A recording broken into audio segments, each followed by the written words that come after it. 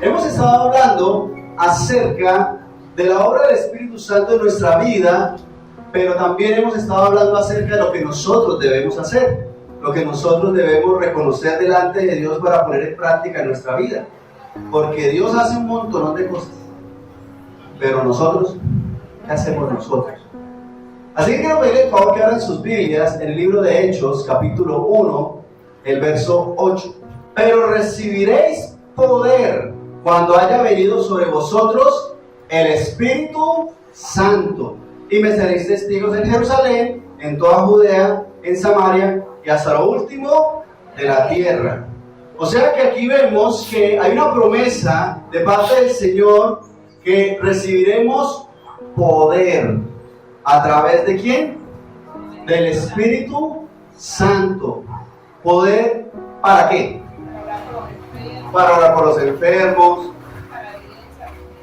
para vivir en santidad, milagros, prodigios. Hay una cantidad de cosas que vemos que el Espíritu Santo hace en las personas. Pero miremos en este contexto para qué es ese poder. Y no pierda Hechos 1:8 porque vamos a trabajar con ese texto. Y vamos al Evangelio de Juan, capítulo 14. Y vamos a leer el verso 12 y 13. De cierto os digo, el que en mí cree, aquí está hablando el Señor, las obras que yo hago, él las hará también. ¿Y aún qué? Y aún mayores hará, porque yo voy al Padre. Y todo lo que pidiereis al Padre en mi nombre, lo haré para que el Padre sea glorificado en el Hijo. Y aquí vemos nuevamente que Dios nos da poder. Y Jesús mismo está diciendo que esas obras que Él hace, nosotros podremos hacerlas. ¿Qué obras hizo Jesús? Milagros, prodigios, maravillas, cosas grandes, cosas pequeñas, pero grandes milagros en el Señor.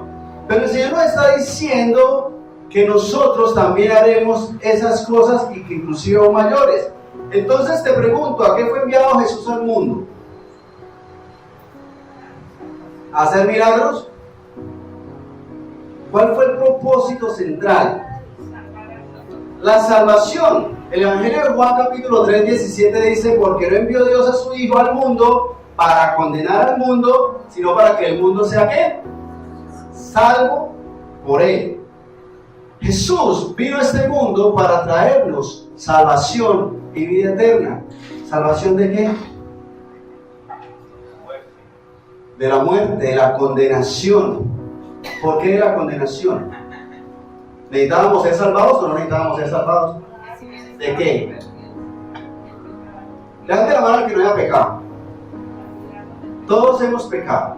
Todos hemos pecado y la paga del pecado es ¿qué? La muerte. ¿Qué pecados causan la muerte? Cualquier pecado. Porque la paga del pecado es la muerte. O sea que teníamos una condenación. ¿Cuál era? ¿Cuál es? La muerte. A causa de nuestros pecados. Pero Jesús vino a este mundo no para condenarnos y decirnos: si ve, ustedes son una partida de pecadores. En cambio yo, miren, si me porté perfectamente sin pecado. ¿A eso vino Jesús? No vino a condenarnos, sino a decir: yo voy a pagar el precio por cada uno de nosotros.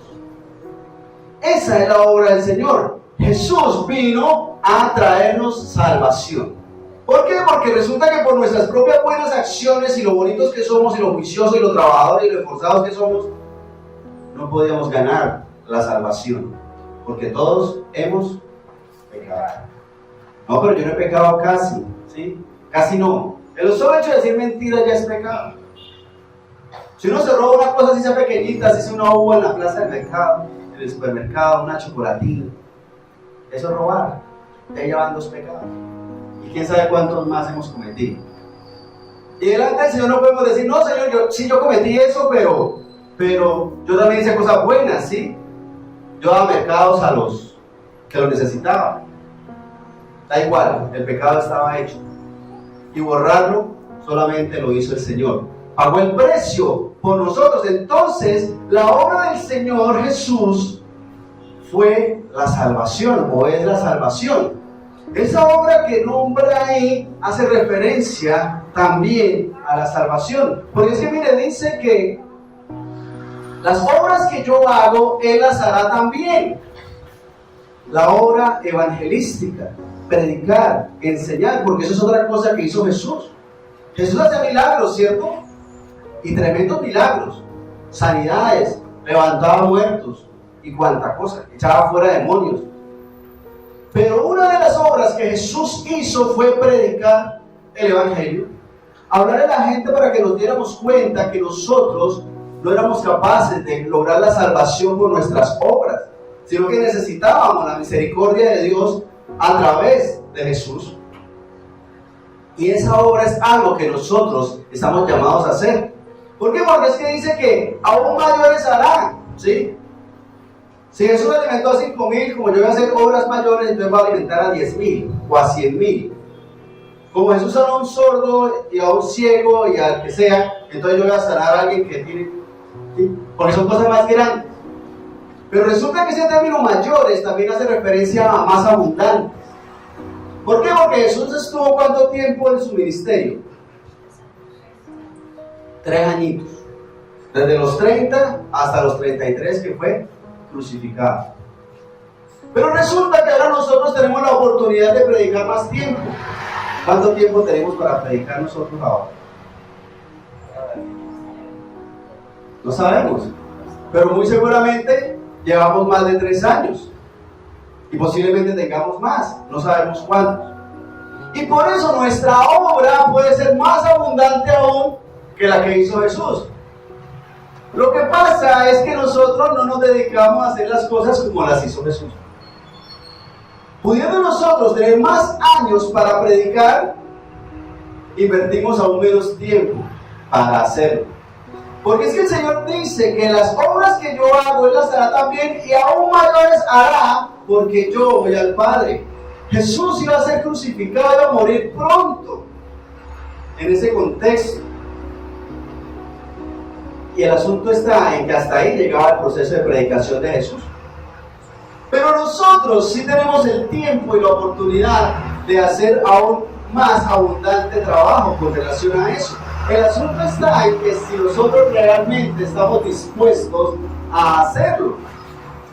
Porque el Señor nos dice que sí se puede. Miremos el versículo anterior, Juan 14, el verso 11, el anterior. Amén, creedme que yo soy en el Padre y el Padre en mí. De otra manera, creedme por las mismas obras. Jesús está aquí insistiendo en la obra redentora de Dios Padre. Ese Padre con mayúsculas se refiere a Dios el Padre. Dice, creedme que yo soy en el Padre y el Padre en mí. Pero también hace un punto y coma. De otra manera, creedme por las mismas obras. ¿Para qué Jesús hacía milagros? Exacto, porque no era solamente para llamar la atención, para hacerse famoso. Inclusive algo que vemos en la palabra de Dios es que Jesús hacía el milagro y le decía, no le cuente a nadie, vaya, haga tal cosa. No se empeñaba en hacerlo público, porque si fuera por hacer fama, haría cosas más extrañas o más vistosas, no sé. No nacería de una mujer, sino que saldría de un volcán o algo así. Algo que llame más la atención.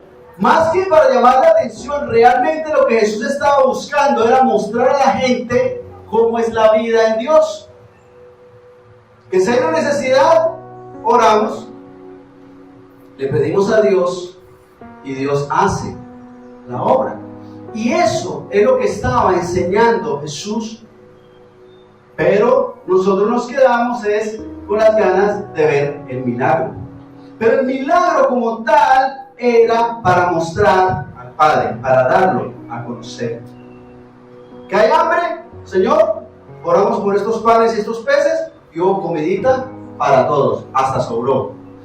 Pero al día siguiente la gente fue a buscar a Dios el Padre. ¿No es cierto? ¿A buscar qué? Pescado y pan gratis. Eso es lo que nosotros necesitamos entender y discernir hoy. Créeme que yo soy el Padre y el Padre en mí. De otra manera, pues créeme las mismas obras. Devolvámonos un poquito más, ahí mismo en Juan 14, del verso 8 al 11. Felipe le dijo: Señor, muéstranos el Padre y nos basta. Jesús le dijo: ¿tanto tiempo hace que estoy con vosotros y no me has conocido, Felipe? El que me ha visto a mí, ha visto al Padre. ¿Cómo pues dices tú, muéstranos el Padre? ¿No crees que yo soy en el Padre y el Padre en mí? Las palabras que yo os hablo, no las hablo por mi propia cuenta, sino que el Padre que mora en mí, Él hace las obras. Verso 11. Creedme que yo soy en el Padre y el Padre en mí. De otra manera, creedme por las mismas obras. Entonces, miren la pregunta que hace Felipe, ¿sí? Andando con el Señor, le dice: bueno, Señor, ya para resumir, muéstranos al Padre y ya, nos basta, creemos. ¿Y qué le dice Jesús?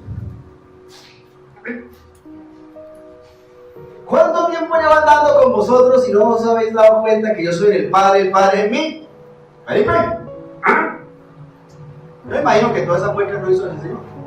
No sé cómo se lo diría, pero el tono con el que se describe aquí deja ver que le está diciendo: a ver, y entonces.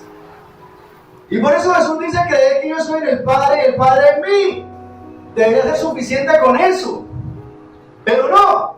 De otra manera, entonces créanme por las obras. Entonces, ¿para qué Jesús hace los milagros? Para mostrar al Padre. Para dar a conocer al Padre. La vida con Dios, porque es que resulta que usualmente la relación con Dios, antes de conocerle de verdad, es Dios, digamos que de pronto existe, de pronto. Y si existe, está por allá en el cielo y ya está bien. Dejémoslo allá. Y uno le pregunta a la gente: ¿cómo es su relación con Dios? No, súper bien, yo le pido todos los días. Y eso es relacionarse con alguien. O sea, esa es tu relación con el cajero automático, ¿sí? Yo le pido todos los días. No tienes una relación con el cajero, por muchas veces que vaya usted a sacarle. La relación con Dios va mucho más allá que eso. Y es que ese es el asunto. Nosotros fuimos formados de la manera tal en la que creemos que Dios existe, pero allá, lejos de mi vida, y que ojalá no se meta conmigo, y listo.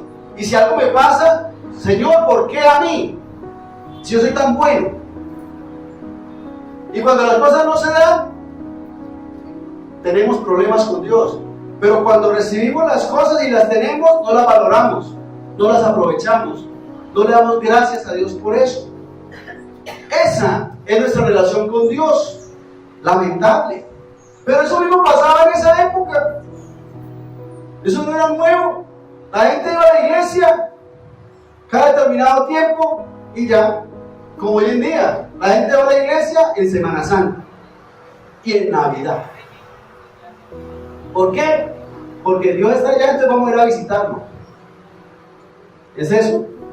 Es que creemos que es como el Día de la Madre. Entonces mi mamá vive en un pueblo, entonces yo voy ese día, o ese día es el día que la llamo el resto del año. O el 31 de diciembre voy corriendo al pueblo porque todos se reúnen con mi mamá, entonces ahí sí voy.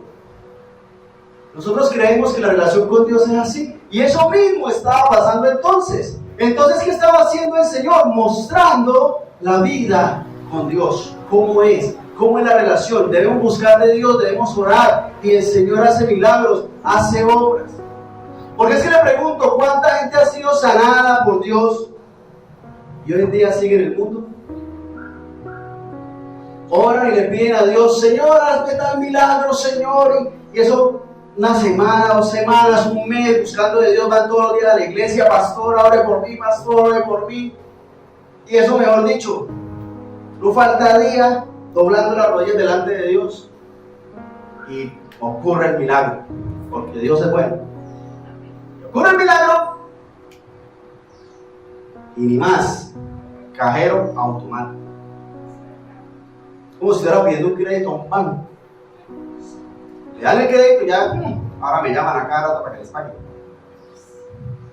Nosotros creemos que Dios funciona así y la población también.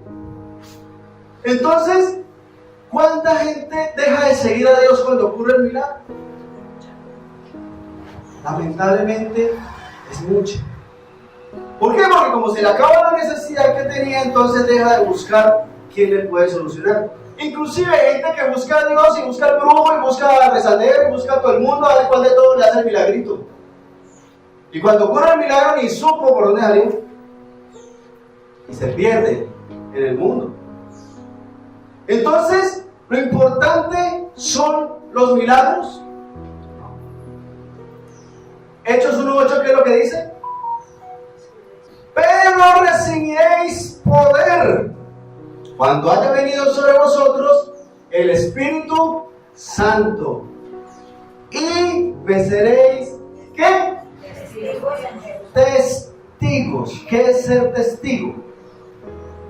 Ser testigo es testificar. La Real Academia de Lengua me llama de vez en cuando a preguntarme definiciones. Pero seamos prácticos. Ser testigo es testificar, hablar, comentar, confesar, dar certeza.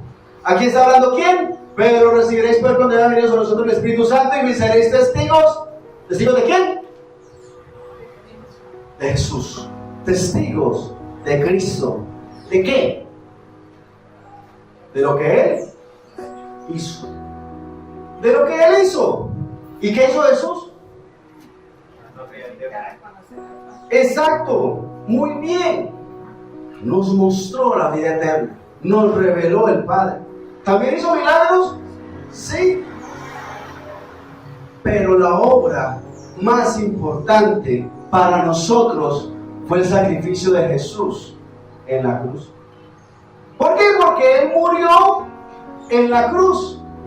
¿Para qué? Porque no tenía nada más que hacer.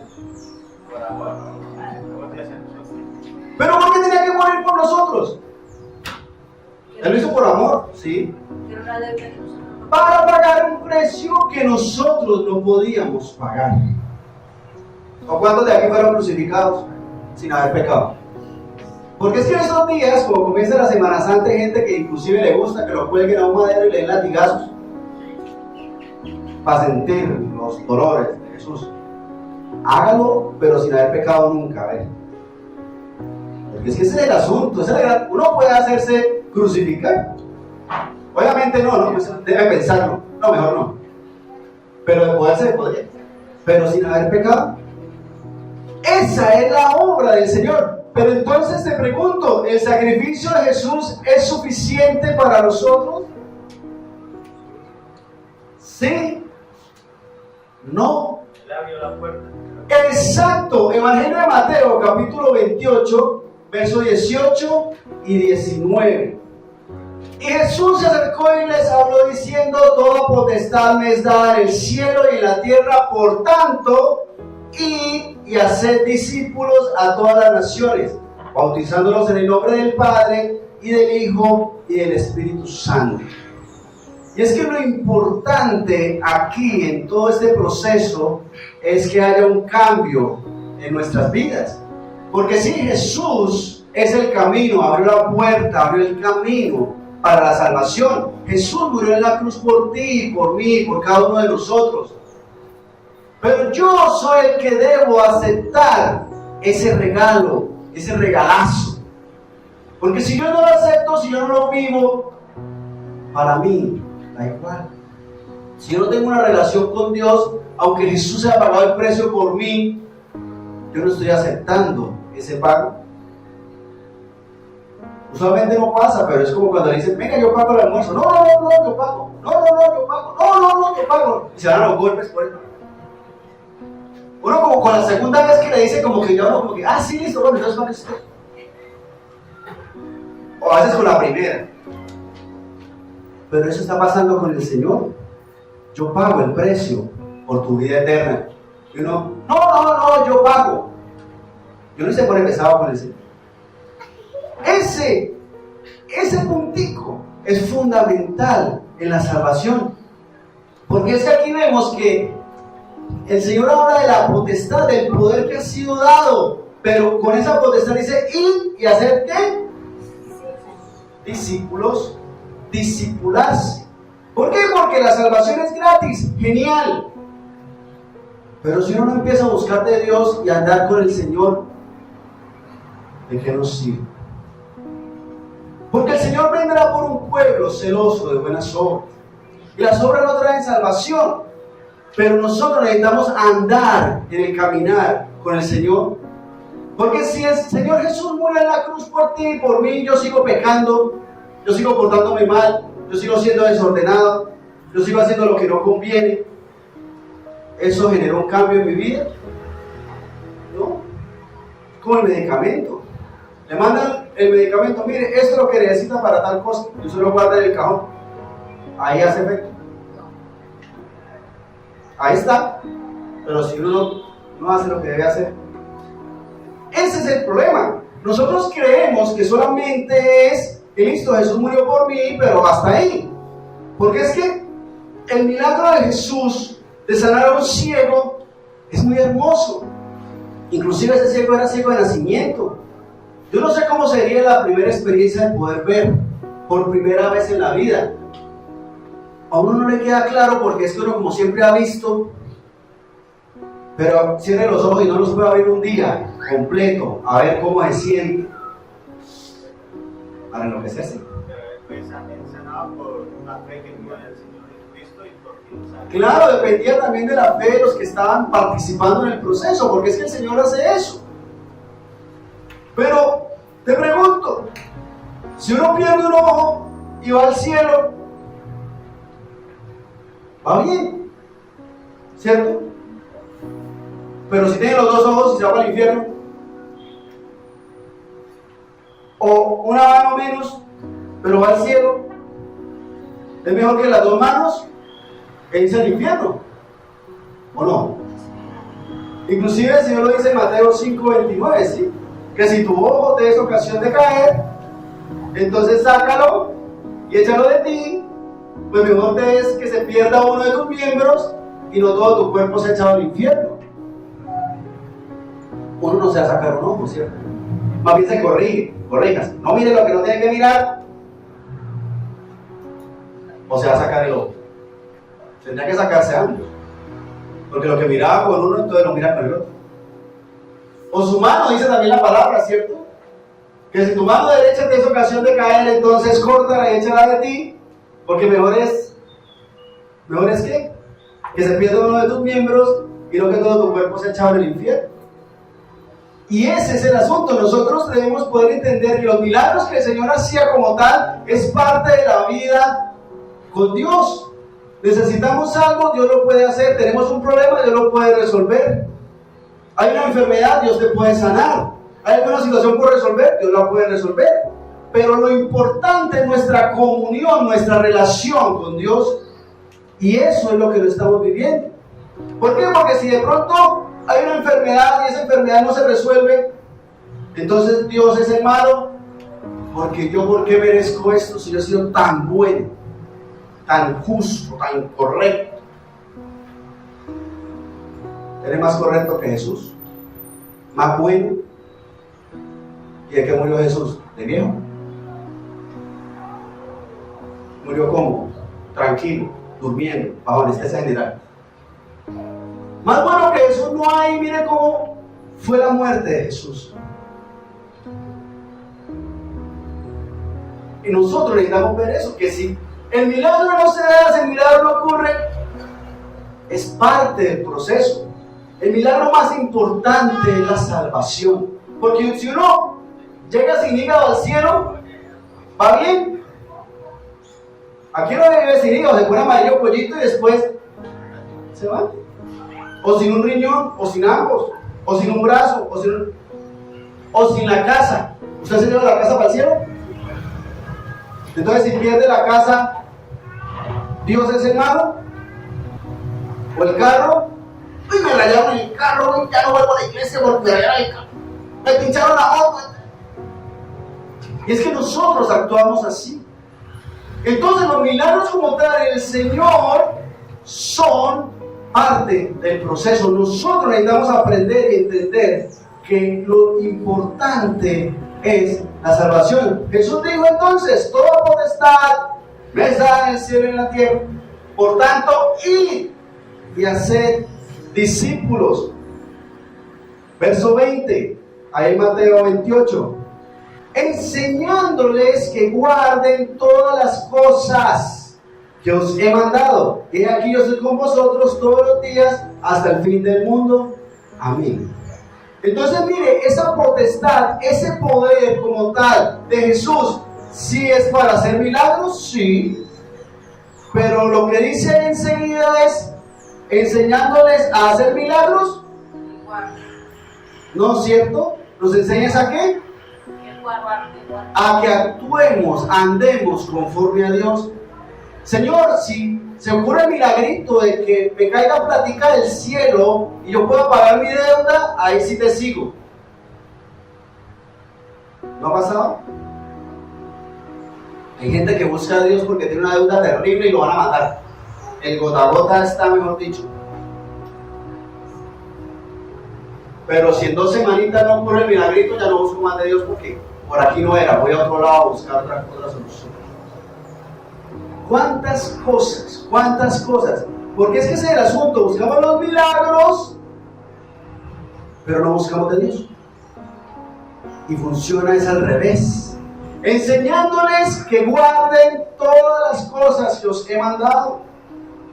Guardar es hacer lo que Él nos ha enseñado, a vivir la vida como Jesús nos enseñó. Lo demás, dependemos de Dios.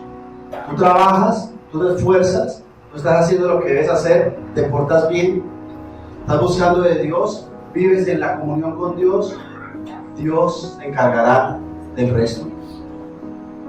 Porque ese es nuestro camino a la eternidad. El milagro más grande es la salvación. Es potestad dada a Jesucristo. Salvación por medio de Jesucristo. No hay otra forma. Miremos esta otra presentación de la Gran Comisión. Evangelio de Marcos, capítulo 16, verso 15 al 18. Permítame, ya les leo. Y les dijo: id por todo el mundo y predicad el Evangelio a toda criatura. El que creyere y fuere bautizado será salvo, mas el que no creyere será condenado. Verso 17: y estas señales seguirán a los que creen. En mi nombre echarán fuera demonios, hablarán nuevas lenguas, tomarán en las manos serpientes, y si bebieren cosa mortífera no les hará daño. Sobre los enfermos pondrán sus manos y sanarán. Le pregunto en este texto, ¿qué es primero? ¿Ir a ser discípulos o las señales? Primero es ir a ser discípulos. Le pregunto entonces, ¿las señales seguirán a los que creen o los que creen seguirán a las señales? ¿Qué dice el verso 17?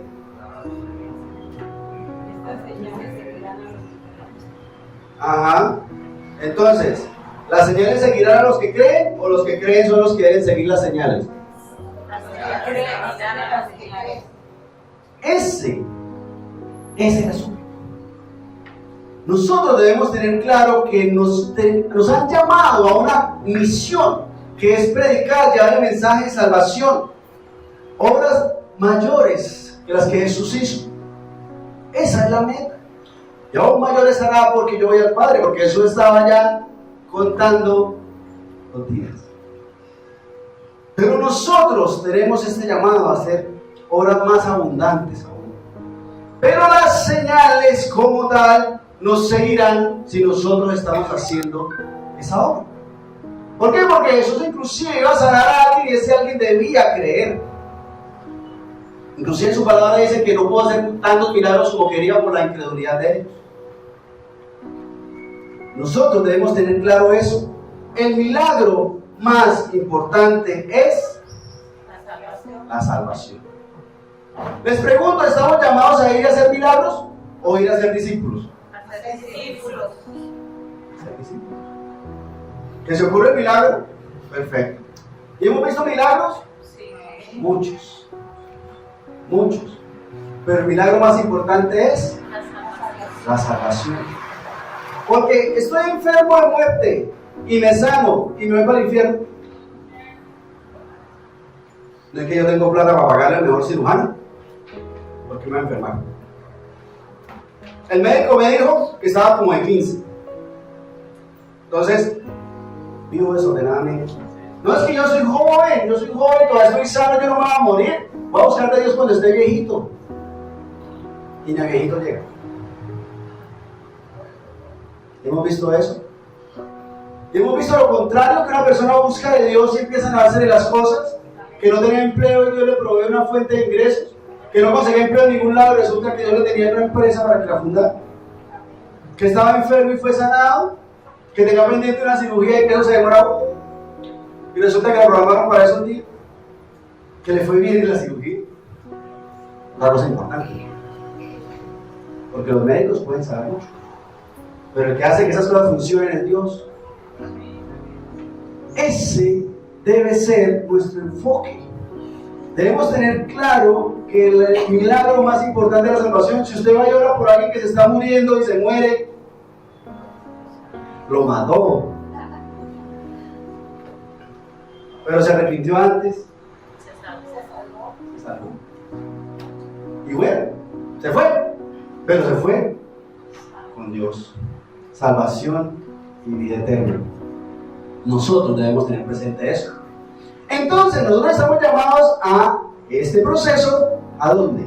A ser discípulos, ¿a dónde? Ahí tenemos 3 versículos: Hechos 1:8, Mateo 28:19 y Marcos 16:15. ¿A dónde?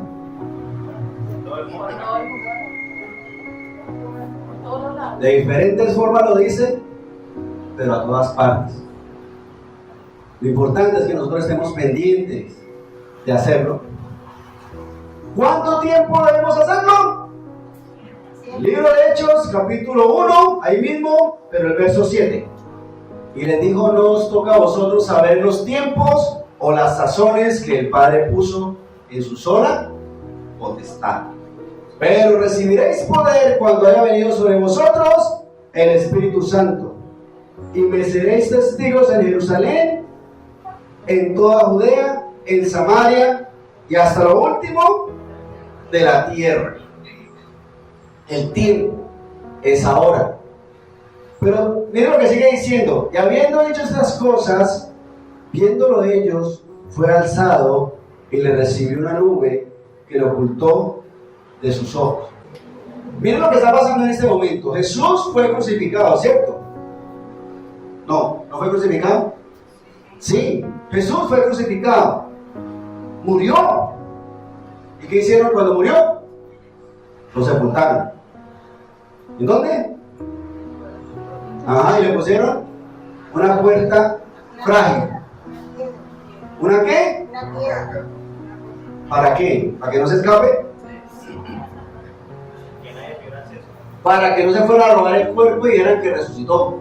O sea que esa piedra era un piedrón. Pero resulta que al tercer día esa piedra estaba... ¿Será que era muy difícil para Dios mover esa piedra? No. Resucitó.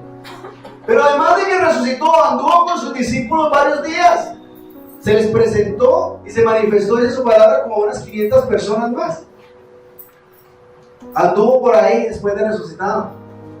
Pero esto sucede, Jesús está hablándoles a ellos y les dijo: no os toca a vosotros saber los tiempos o las sazones que el Padre puso en su sola potestad, pero recibiréis poder cuando haya venido sobre vosotros el Espíritu Santo, y me seréis testigos en Jerusalén, en toda Judea, en Samaria y hasta lo último de la tierra. Verso 9. Habiendo hecho estas cosas, viéndolo ellos, ¿fue qué? Alzado, y le recibió una nube que lo ocultó de sus ojos. Vamos a ver, eso es tremendo, ¿no? Los discípulos ahí: sí, Señor, ¿qué tal? Bueno, cuéntanos, ¿qué sigue, Señor? ¿Qué más hay que hacer? Ya es el tiempo de que todas esas cosas sucedan. Y Jesús les dice: no les corresponde a ustedes saber los tiempos. Más bien pónganse las pilas, porque recibirán poder cuando haya venido el Espíritu Santo. Oye, yo no sé cómo hablaba Jesús, ¿no? Es como que muy actuado, o sea, como... Pero lo que sí dice en su palabra es que ascendió al cielo. Y lo vieron ascender hasta que una nube lo tapó. Yo me imagino ellos así como... quién sabe qué tan buen ojo tendría. Pero viendo al cielo. Pero miren lo que pasa después, verso 10, que estando ellos con los ojos puestos en el cielo, entre tanto que él se iba, he aquí se pusieron junto a ellos dos varones con vestiduras blancas, los cuales también les dijeron: varones galileos, ¿por qué estáis mirando al cielo? Este mismo Jesús que ha sido tomado de vosotros al cielo, así vendrá como le habéis visto ir al cielo. Yo me imagino a los discípulos mirando. Se fue el Señor. ¿Cuánto tiempo creen ustedes que quedaron así mirando? ¿Cuánto tiempo hay que no estén mirando al cielo cuando pasa algo? Mire que el arcoíris, ay, tan bonita. ¿Cuánto tiempo habrán quedado ahí? Y los ángeles dicen: oiga, ¿qué hacen mirando al cielo? Jesús, que ustedes lo iban a ascender, va a descender también. Ahora nosotros todavía estamos mirando arriba, mirando al cielo. ¿Por qué estás mirando al cielo? Le pregunto, ¿hay que ir a predicar al cielo? El trabajo es aquí en la tierra. Hay que predicar es aquí en la tierra. No estar ahí mirando al cielo: Señor, ¿cuándo vas a venir? Porque esta vida está muy dura. Uy, esta situación. No es lo duro, sino lo tupido. Lo largo del problema. Estamos solamente mirando al cielo. Y el llamado del Señor es hacer discípulos ¿a dónde? ¿Al cielo? A la tierra. Necesitamos ir a predicar. ¿Cuánto tiempo te queda para predicar? No lo sabemos, pero estamos llamados para eso. Pongamos de pie, por favor, vamos a orar. Porque estamos a tiempo y el tiempo es ahora para llevar el mensaje de salvación. No sabemos cuánto tiempo nos queda, pero si nos ponemos las pilas en 3 añitos, hacemos bastante. Pero si tenemos más, inclusive cosas más abundantes, dice la palabra del Señor. Señor Dios Santo, Rey Todopoderoso, a ti la alabanza, la honra y la adoración, por tu gracia, por tu misericordia, por tu bondad. Oh Señor Santo, porque has tenido misericordia de nosotros, porque tu bondad nos ha alcanzado, Señor Dios. Y hoy podemos estar delante de ti, Señor Dios Santo, dándote la alabanza, la honra y la adoración, Señor. Pero no solamente tener la mirada en el cielo, Señor, sino ponernos a trabajar ya, a llevar el mensaje tuyo, a predicar, a enseñar, a llevar el mensaje de salvación, Señor. Porque hay mucha gente que necesita más de ti. Nosotros mismos necesitamos crecer en esa relación contigo, Dios. Dejar de estar buscando los milagros, porque el milagro más grande es la salvación y ya está hecha.